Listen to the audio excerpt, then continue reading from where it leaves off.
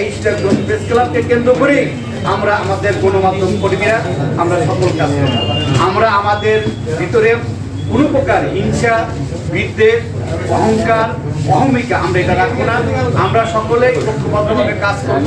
আমরা প্রেস ক্লাবের উন্নয়ন করব, আমরা আমাদের পেশার উন্নয়ন করব। আহমদ হোসেন উনি মানুষের পাশে থেকেছেন বিভিন্ন বন্যার সময়, খরার সময়, প্রাকৃতিক দুর্যোগের সময়, শীতের সময়, নানান সময়। সেজন্য আমরা বলে থাকি যে উনি শুধু রাজনীতিবিদ না, একজন মানবিক কর্মীও বটে।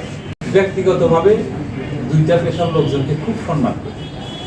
তার ভিতর একজন হলো সাংবাদিক আর একজন হলো শিক্ষক, যারা এই দেশটা পরিবর্তন, এই আপনাদের এই লেখা দিয়ে এই দেশটার পরিবর্তন করতে,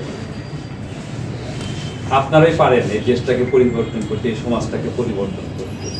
থেকে শুরু করছি যে রায়গঞ্জের নেতা কর্মীদের যে যখন গেছে যে আমি ঘোষণাই দিয়েছিলাম যে বিএনপি করার কারণে তোমরা কেউ যদি জেলে যাও, তোমার পরিবার থেকে একটা টাকাও খরচ করতে হবে। আমি যেখান থেকে পারি, যেভাবে পারি তোমাদের ছাড়াই নিয়ে